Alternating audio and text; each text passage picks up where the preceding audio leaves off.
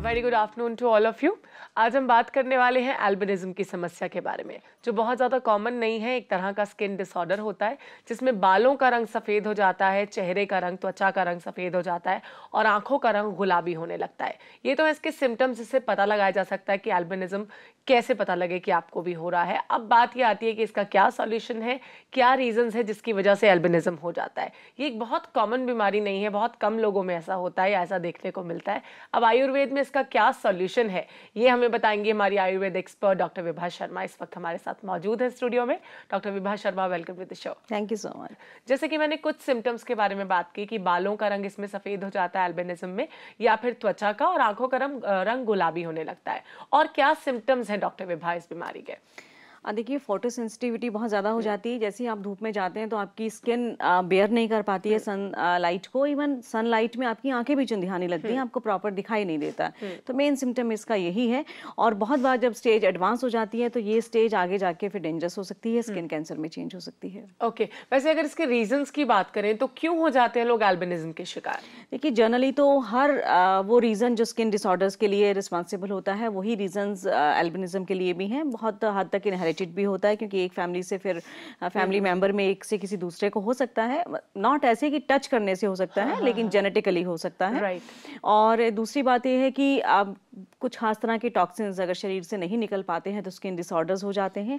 आयुर्वेद में भी इसकी जो डिस्क्रिप्शन है, बड़े क्लियरली इसको सूरजमुखी रोग कहा गया है और श्वेत कुष्ठ में इसका नाम रखा गया है। असाध्य रोगों की, यानी कि कष्ट साध्य रोगों की श्रेणी में है कि बहुत मुश्किल से ठीक होता है। और दूसरी बात है कि मेलानिन जो स्किन के अंदर एक रिस्पॉन्सिबल पिगमेंट होता है कलर देने के लिए, उसकी भी बहुत कमी हो जाने की वजह से ऐसा होता है। ओके, कई बार जब स्किन पर पिगमेंटेशन होती है, जो कहते हैं कि धूप से और एग्रेवेट होती है, और जैसे कि आपने कहा कि ये जो प्रॉब्लम है एल्बिनिज्म की, ये भी धूप में जाने से और एग्रेवेट होती है, तो बहुत जरूरी होता है कि एक अच्छे से सनस्क्रीन का इस्तेमाल करें या फिर कुछ ऐसी चीजों का जिससे बाहर जाकर हम अपने आप को धूप की यूवी रेज यानी सन की जो अल्ट्रावायलेट रेज है उनसे बचा सके। It's very important. लेकिन साथ साथ लोग कई बार इसे पिगमेंटेशन या ल्यूकोडर्मा का भी नाम देने की कोशिश करते हैं, तो क्या डिफरेंस है इन दोनों चीजों में? देखिए, इसमें ल्यूकोडर्मा में क्या होता है कि जनरली पैचेस छोटी छोटी कॉलोनीज में होते हैं और बहुत सॉफ्ट स्किन से स्टार्ट होते हैं। जैसे लिप्स के ऊपर स्टार्ट हो जाएंगे, आंखों की पलकों के ऊपर स्टार्ट होंगे या उंगलियों के कॉर्नर्स पे स्टार्ट होंगे। तो ल्यूकोडर्मा की स्टार्टिंग यहाँ से होती है और वो छोटे छोटे पैचेस होते हैं। लेकिन एल्बिनिज्म में क्या होता है कि पूरी बॉडी जो है एक तरह से वाइट हो जाती है। खासतौर पर बालों का रंग भी सफेद होने लग जाता है, यानी कि जो नेचुरल कलर होना चाहिए हमारे स्किन का या स्किन के प्रोटेक्टिव ऑर्गन जैसे बाल हैं, पलके हैं, इनका तो वो नहीं रहता है। और आंखों का जो आई बॉल का शेड है वो भी चेंज होने लगता है। और ल्यूकोडर्मा के पेशेंट्स को धूप में बहुत ज्यादा तकलीफ नहीं होती है, लेकिन इन पेशेंट्स को धूप में जाने से इचिंग होने लगेगी, जैसे चिंगारियां स्किन में आने लग जाती हैं, उस तरीके की फीलिंग होने लग जाती है। तो ये बड़ा एक क्लियर डिफरेंस है, क्योंकि स्किन नेक्स्ट टू सेंसिटिव होने लगती है बहुत ज्यादा। और स्किन में जो जैसे कि कहा कि मेलानिन पिगमेंट की कमी होने लगती है, जिससे कि रंग बदलने लगता है स्किन का, पिंकिश या व्हाइटिश कलर का हो जाता है। इसी के साथ बात करेंगे अभिषेक के साथ फोन लाइन पर। जी अभिषेक, वेरी गुड आफ्टरनून, बताइए। अभिषेक लगता है हमारे साथ नहीं है अभी। हम बात कर रहे थे कि ल्यूकोडर्मा और एल्बिनिज्म में क्या डिफरेंस है।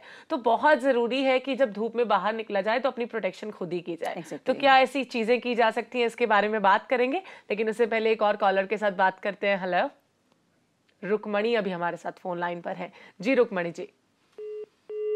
रुकमणी नहीं है हमारे साथ, तो क्या ऐसा किया जा सकता है डॉक्टर विभा जिससे कि धूप में जाने से खुद को बचाया जा सके? देखिए, जिस तरीके से अगर आजकल की लैंग्वेज की बात करें तो ये ठीक है कि सनस्क्रीन लोशंस लगा लेने चाहिए, लेकिन आयुर्वेद में बड़ा क्लियर लिखा गया है कि निर्गुंडी का जो तेल है अगर उसको शरीर पे अप्लाई करते हैं, खास तौर पे ये पेशेंट्स, तो धूप से जो एग्रेवेशन होता है या जो धूप में जाने से डिस्कम्फर्ट इन लोगों को होता है, उसमें उनको काफ़ी हद तक राहत मिलती है और स्किन की जो सेंसिटिविटी है वो थोड़ी हद तक इम्प्रूव होती है।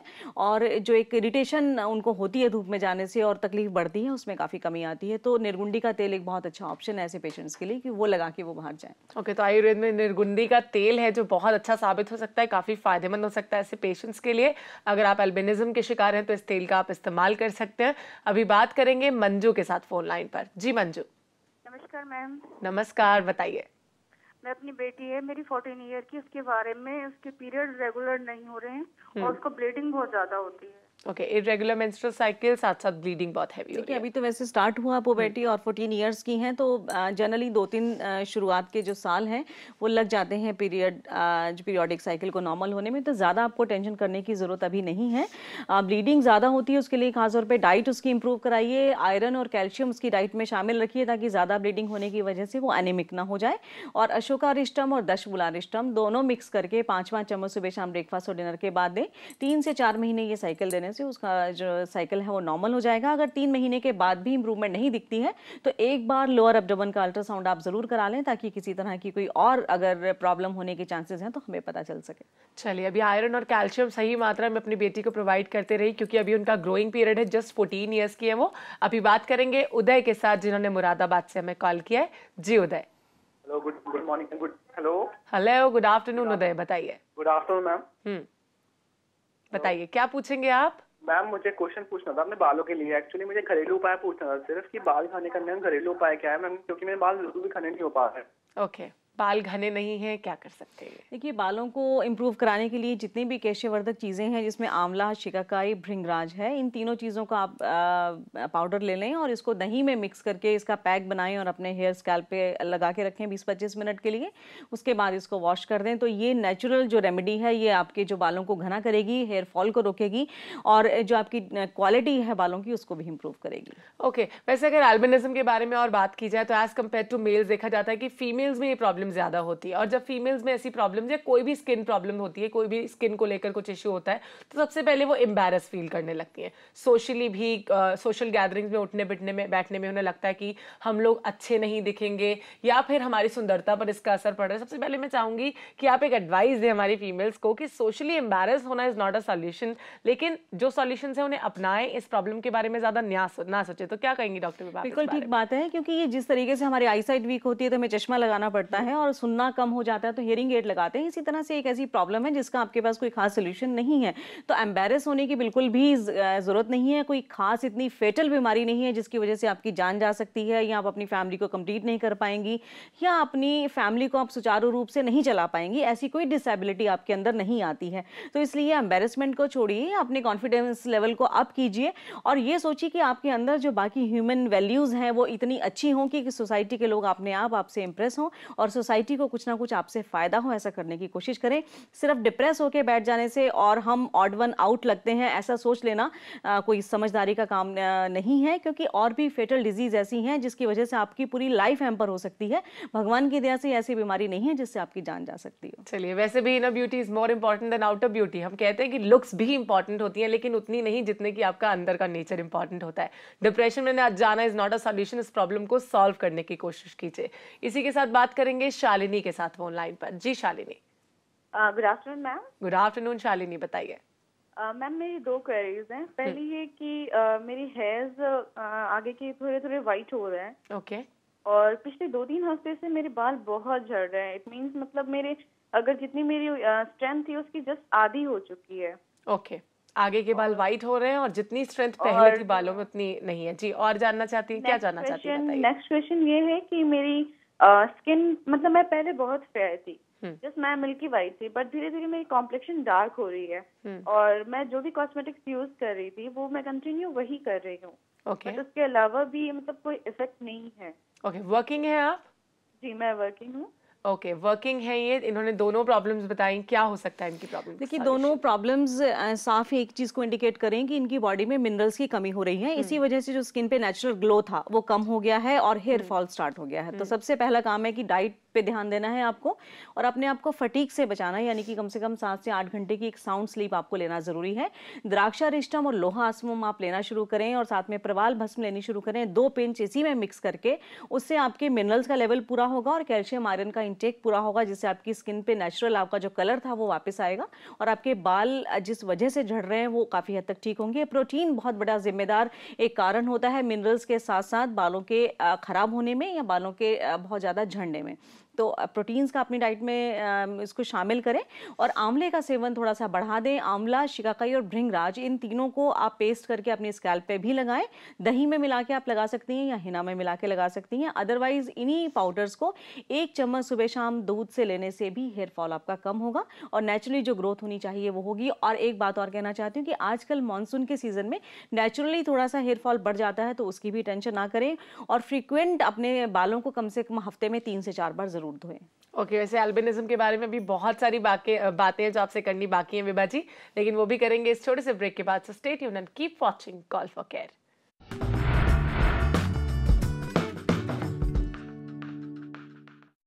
प्रॉब्लम चाहे कोई भी हो, कितनी ही बड़ी क्यों ना हो, लेकिन उसके लिए हमें बहुत सारी चीज़ों की ज़रूरत तो पड़ती है। Number 1 is the patience, second is कि हमें सही खान पान, अच्छी डाइट लेनी चाहिए जिससे कि हमारी वो प्रॉब्लम और ज़्यादा एग्रवेट ना हो, जैसे कि बाहर के खाने को हमें अवॉइड करना चाहिए चाहे कोई भी प्रॉब्लम हो। और तीसरी चीज़, एक पॉजिटिव सोच, पॉजिटिव थिंकिंग की हमें बहुत ज़रूरत होती है चाहे हमें कोई भी प्रॉब्लम हो। वैसे इस प्रॉब्लम को सॉल्व करने में भी ये तीनों चीज़ें आपके काफ़ी काम आ सकती हैं। इसके बारे में और डिटेल्स में बातचीत करेंगे, लेकिन उससे पहले निशा के साथ बात करते हैं जो अभी हमारे साथ फोन लाइन पर है। जी Nisha. Good afternoon ma'am. Good afternoon Nisha, बताइए। मैम मेरी डॉटर है 12 साल की। उसके पैर में कुछ 6 महीने पहले कॉर्न हो गया था जी। उसका ट्रीटमेंट थोड़ा लंबा चला, लगभग 2-3 महीने लगा उसको ठीक होने में। तब से वो अपना पैर बैलेंस करके चलने के चक्कर में मतलब वो थोड़ा सा ठीक से नहीं रखती थी। लेकिन अभी भी उसकी वो प्रॉब्लम है कि वो कॉन्शियसली नहीं ठीक से चल पाती है। और उसके अलावा अभी उसको कुछ दिनों से 2-3 दिन से उसकी टांगों में बहुत दर्द हो रहा है। ओके, कितने साल की आपकी बेटी, आपने बताया? 12 साल की। मैंने ऑर्थोपेडिक को भी दिखाया था, ऐसा कोई प्रॉब्लम नहीं है, बस उन्होंने कैल्शियम देने के लिए बोला था। तो कैल्शियम तो मैंने उसको देना शुरू कर दिया, लेकिन एक तो उसका वो पेन नहीं जा रहा है टांगों में और वो अभी भी मतलब वो भाग नहीं सकती है। तो उसके लिए मुझे क्या करना चाहिए? ओके, तो कैसे सॉल्व कर सकती हैं अपनी बेटी की इस समस्या? देखिए, वैसे बच्चा जब काफी दिन तक पेन में रहता है तो पेन ना हो इस तरीके से अपने पैर को रखने की कोशिश करता है। वही आपके बच्चे ने किया है और अब वो नेचुरल जो उसकी एक चाल होनी चाहिए उसमें थोड़ी डिस्टर्बेंस आ गई है। तो थोड़ा सा उसको कॉन्फिडेंस लेवल को अप कीजिए। उसके साथ आप खुद थोड़ी देर वॉक करना और ब्रिस्क वॉकिंग करना शुरू करें ताकि उसको ये डर निकल जाए कि अब ऐसा चलने से उसके दर्द फिर से ना हो जाए। और दूसरा, जो टांगों में दर्द है इस एज में जनरली क्योंकि ग्रोथ होती है बोन्स की और कैल्शियम की अगर कमी हो तो इस तरीके से पेन होने लगता है। आपने कैल्शियम देना शुरू किया है, लेकिन उसके साथ आप अश्वगंधा रिष्टम और बलालिष्टम और साथ में द्राक्षारिष्टम तीनों 5-5 चम्मच सुबह शाम ब्रेकफास्ट और डिनर के बाद देना शुरू करें। डाइट थोड़ी सी अच्छी दें, डाइट में कैल्शियम के साथ प्रोटीन भी शामिल करें ताकि जो नेचुरल ग्रोथ की वजह से बॉडी में जो उसको पेन हो रहा है वो होना कम हो जाए। और थोड़ा सा मसाज अगर आप वहाँ कर सकती हैं तो नारायणम तेल से उसकी टांगों की अपवर्ड्स डायरेक्शन में मसाज करें। मुझे लगता है 1 हफ्ते में ये पेन उसका इस तरीके से ठीक हो जाएगा।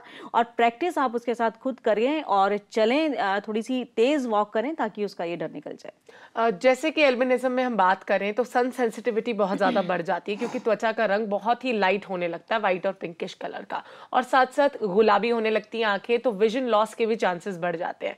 इन दोनों चीजों को सॉल्व करने के लिए क्या किया जा सकता है इसके बारे में बात करेंगे डॉक्टर विभा, लेकिन उससे पहले एक कॉलर के साथ बात करते हैं। हेलो हेलो हेलो जी, गुड आफ्टरनून, बताइए क्या पूछेंगी आप? गुड आफ्टरनून मैम, मेरी एज है 40 ईयर्स। तो मैम मेरे स्किन पे पैचेस हैं जिसे लुकोडर्मा का नाम दिया गया है, मैंने वो करवाया है टेस्ट जी। तो मेरे को 10 साल से मैंने हर तरह की दवाई खाई है जिससे मेरे को किसी भी चीज से आराम नहीं हो रहा है। ओके, क्या कर सकती हैं अभी अपनी प्रॉब्लम को सॉल्व करने के लिए? देखिए, एक तो इनको ये एडवाइस करना चाहती हूँ कि पेशेंस, क्योंकि स्किन की जो ये डिजीज़ है जिस तरीके से एल्बिनिज्म असाध्य है, लेकिन जो लिकोडर्मा है वो कष्ट साध्य है, यानी कि बहुत मुश्किल से ठीक होने वाली बीमारी में से है। तो पेशेंस रखिए और कॉन्टिन्यूस इलाज आप बहुत तरह का करते हैं, लेकिन बहुत छोटे छोटे टाइम पीरियड के इलाज करके उसको छोड़ दिया जाता है ताकि जब उसका प्रॉपर टाइम आता है ठीक होने का उससे पहले वो आप उसको छोड़ चुकी होती हैं। अभी आप बाकुची का चूर्ण लेना शुरू करें, 1 चम्मच सुबह शाम ब्रेकफास्ट और डिनर के बाद 1 गिलास दूध के साथ, और साथ में ताम्र भस्म 2 पिंच यानी कि 250 मिलीग्राम 1 चम्मच शहद के साथ। शहद प्योर होना चाहिए, छत्ते से निकला हुआ।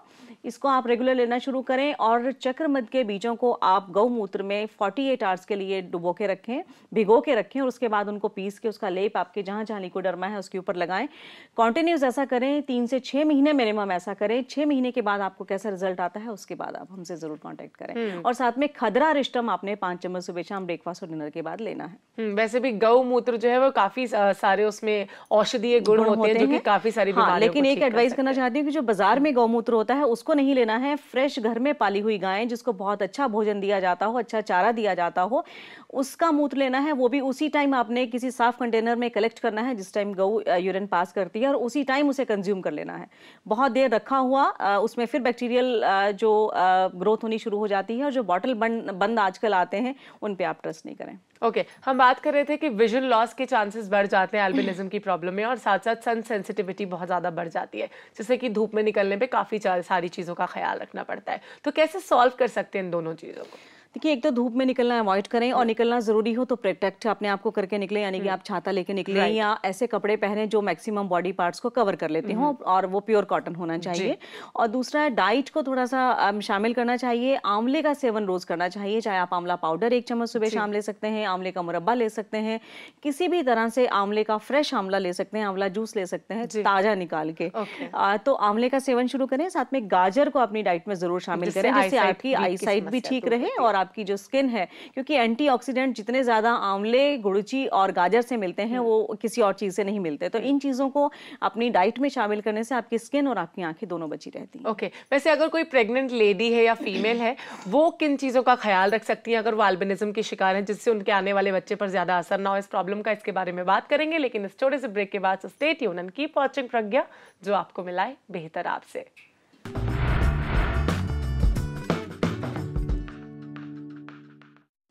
जिस तरह से बचपन में हम सभी ने पढ़ा है कि पेड़ों में यानी कि ट्रीज में कार्बन डाइऑक्साइड को एब्जॉर्ब करने की क्षमता होती है, और हम सब जानते हैं कि हमारी सांसों के लिए, जिंदगी के लिए, यानी कि हमें सांसों की जरूरत होती है, और उसके लिए हमें ऑक्सीजन की जरूरत होती है, जो हमें भारी मात्रा में पेड़ों से मिलता है।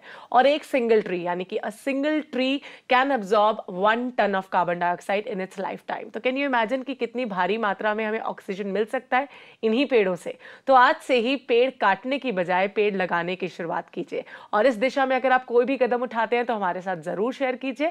फोन नंबर है 0120399111 पर। हम बात कर रहे थे विभा जी एल्बिनिज्म के बारे में, और मैंने ब्रेक में जाने से पहले कहा कि प्रेग्नेंट वुमेन को किन बातों का ख्याल रखना चाहिए अगर वो एल्बिनिज्म की शिकार है या फिर ऐसे कोई भी सिम्टम्स अपने शरीर में उसे नजर आ रहे हैं। देखिए, सबसे पहले तो अपने कॉन्फिडेंस को अप रखना चाहिए और दिमाग से फियर निकाल देना चाहिए कि अब क्या होगा या उसके बच्चे के साथ क्या हो सकता है। देखिए, जो जेनेटिकली उस बच्चे में जाना है उसको तो आप रोक नहीं सकती हैं, वो आपके हाथ में नहीं है। लेकिन इसके अलावा जो आप अपना सोच विचार और अपना जैसा मूड रखती हैं और जिस तरीके के विचार आपके दिमाग में रहते हैं, वो सारे बच्चे की पर्सनालिटी के ऊपर बहुत बड़ा इम्पैक्ट डालते हैं। तो अपने आप को खुश रखिए, बिजी रखिए, और ये सोचिए और ईश्वर के आगे प्रार्थना कीजिए कि आपकी जो जेनेटिक प्रॉब्लम है वो आपके बच्चे में कैरी ऑन ना हो। डाइट का खास तौर पे ख्याल रखें। आंवले और गाजर का इस्तेमाल अपनी पूरी प्रेगनेंसी में करती रहें, यानी कि रोज एक आंवले का मुरब्बा खाना आपके लिए बेनिफिशियल हो सकता है। और अगर आप डायबिटिक भी हैं या उस तरीके का कोई सिम्टम दिखता है तो फिर आंवले का चूर्ण आप 1 चम्मच सुबह शाम ले सकती हैं, या फ्रेश आंवले की आप चटनी बना के, सब्जी बना के, किसी भी रूप में आप आंवले का सेवन कर सकती हैं। तो इस तरीके से दूसरी बात यह कि आप अपनी डाइट को इस तरीके से भी ख्याल रखें, खासतौर पे हर स्किन पे जो भी पेशेंट्स हैं, कि जनरली हम लोग पार्टीज में जाते हैं, शादी में जाते हैं, तो आपने पहले सूप पिया, फिर आपने कोल्ड ड्रिंक पी ली, फिर आपने गर्म दूध लिया और फिर आपने आइसक्रीम खा ली। तो इस तरीके के जो डिफरेंट एक्सट्रीम टेम्परेचर्स की जो हैबिट्स हैं वो आपको नहीं करनी चाहिए। इसके अलावा आपको जो अपनी डाइट है, जिस तरीके से आपने रात को खाना खाया उसके बाद आपने पान खा लिया, फिर घर आके दूध पी लिया, ये सबसे बड़ा रीजन होता है आपकी स्किन ट्रबल्स को सामने लाने में। इसके अलावा आपने नॉनवेज खाया है या आपने डिनर में इस तरीके से कुछ खाना खाया है, नाश्ते में भी आपने अगर नॉनवेज खाया और फिर ऊपर से 1 गिलास दूध पी लिया है, तो ये भी रॉन्ग प्रैक्टिस है। इसी तरीके से शहद और घी सम मात्रा में, बहुत सारे डॉक्टर्स बता देते हैं कि शहद और घी मिला के फलानी दवाई के साथ ले लीजिए, तो वो सम भाग नहीं होना चाहिए। ये सारी चीजें भी स्किन में टॉक्सिन्स क्रिएट करने में बहुत बड़ा रोल अदा करती हैं। तो खाना थोड़ा सा अलर्ट और कॉन्शियस होकर खाइए, उसी तरह से जिस तरीके से हम तैयार बहुत अलर्ट और कॉन्शियस होकर करते हैं कि हमें अच्छा दिखना चाहिए, उसी तरह से हमें अच्छा रहना चाहिए, तो खाना थोड़ा ध्यान से खाएं। चलिए, तो फूड हैबिट्स अगर आपकी अच्छी होंगी तो बहुत सारी प्रॉब्लम से आप बच सकते हैं। हम हमेशा आपसे कहते हैं कि अच्छी डाइट लेना बहुत इंपॉर्टेंट होता है अगर किसी भी प्रॉब्लम से आप लड़ना चाहते हैं, उसे फेस करना चाहते हैं। इसी के साथ कुछ एक SMS के बारे में बात करते हैं। सबसे पहले SMS हमें आया है, इन्होंने नाम नहीं दिया है। ये जानना चाहते हैं कि इन्हें कॉन्स्टिपेशन बहुत रहता है। त्रिफला इन्होंने ट्राई किया, बहुत हार्ड होता है लेकिन बहुत ज़्यादा इफेक्टिव नहीं रहा इनके लिए। स्टमक में इन्फ्लामेशन भी रहता है और ये जानना चाहते हैं कि इनके बालों में डैंड्रफ भी है, क्या हो सकती है इनकी परमानेंट रेमेडीज? देखिए, पहले तो कॉन्स्टिपेशन के लिए कहना चाहती हूँ कि त्रिफला जो बाजार में मिलता है ज़रूरी नहीं है कि वो बहुत अच्छे रॉ हर्ब को लीके बनाया गया हो और संभाग लिया गया हो, इसलिए जनरली त्रिफला आप अपने घर में बनाएं। हरड़, बहेड़ा और आंवला तीनों संभाग लें और संभाग का मतलब सेम क्वांटिटी में लें और उसको चूर्ण करके लें। अच्छा, एनी हाउ अगर इनको नहीं भी सूट किया है, जो जनरली ऐसा नहीं होता कि ठीक त्रिफला हो और सूट ना करे, तो ये अभ्यारिष्टम ले सकते हैं 5 चम्मच सुबह शाम ब्रेकफास्ट और डिनर के बाद, और रात को सोते वक्त 2 चम्मच कल्याण गुल में गिलास दूध के साथ। तो इससे इनका पेट ठीक रहेगा। डैंड्रफ के लिए पानी ज्यादा पिए। नारियल के तेल में थोड़ा प्याज का रस और नींबू का रस मिला के अपनी स्कैल्प पे अच्छे से लगाएं और उसके बाद 1 घंटे के बाद सिर धो दें, तो रेगुलर प्रैक्टिस से डैंड्रफ जाएगी। ओके, नेक्स्ट SMS के बारे में बात करते हैं। ओवरवेट है ये, इन्हें स्किन प्रॉब्लम्स भी हैं, साथ साथ इन्हें नींद बहुत ज्यादा आती है, पीरियड्स में भी प्रॉब्लम होती है, यानी कि कम होते हैं इनके पीरियड्स। एज है इनकी 40 इयर्स। गीता है उत्तम नगर दिल्ली से। देखिए, जितने भी सिम्टम्स हैं ये शो कर रहे हैं कि कहीं ना कहीं थायराइड प्रोफाइल इनका डिस्टर्ब है, तो इनको अपना थायराइड जरूर चेक करा लेना चाहिए और थोड़ा वॉक जरूर करना चाहिए और प्राणायाम करना चाहिए, क्योंकि जो बॉडी में ऑक्सीजन लेवल पूरा मिलना चाहिए वो नहीं मिलता है, इसीलिए नींद ज्यादा आती है, इसीलिए फटीग्ड रहती हैं, और क्योंकि ओवरवेट है तो बॉडी भी साथ में कोऑपरेट नहीं करती है। तो डाइट तो इंप्रूव करें ही, थायराइड चेक कराएं और वॉक और प्राणायाम शामिल करें, काफी फर्क लगेगा इन्हें। ओके, जनरली जानना चाहती हूँ सभी लोगों के लिए कि अगर किसी को भी अल्बिनिज्म के सिम्टम्स नजर आ रहे हैं तो क्या प्रिकॉशंस फॉलो करनी चाहिए, यानी कि क्या सावधानियां बरत सकते हैं अपनी डे टू डे लाइफ में? देखिए, पहले तो ये कहना चाहूंगी कि अपने आप को इस डर में बना के और कोकून में जाके नहीं रहना चाहिए अगर ये प्रॉब्लम हो ही गई है तो, क्योंकि बहुत ज़्यादा मेडिकल सॉल्यूशंस किसी भी पैथी में इस बीमारी के लिए नहीं मिलते हैं। सिर्फ यही है कि आप अपने आप को धूप से ज़्यादा बचा के रखें, एक्सट्रीम टेम्परेचर में, बहुत तेज़ गर्मी में बाहर ना जाएं, और बहुत ठंड भी जनरली ऐसी बॉडी को बर्दाश्त नहीं होती है, तो उस चीज़ को अवॉइड करें। बाकी डाइट में जिस तरह के एंटीऑक्सीडेंट्स होने चाहिए और जो स्किन के लिए अमृत के समान है आंवला, उसका सेवन रोज़ करना चाहिए, और फिर जो भी सिचुएशन है उसको फेस करनी चाहिए। डरना और घबराना या किसी भी तरह से कॉन्शियस होकर अपने आप के कॉन्फिडेंस लेवल को लो कर देना नहीं करना चाहिए। चलिए डॉक्टर विभा, आपने बहुत अच्छे से एडवाइस किया, आप यहाँ पर आए इसके लिए आपका बहुत बहुत शुक्रिया। Thank you so much.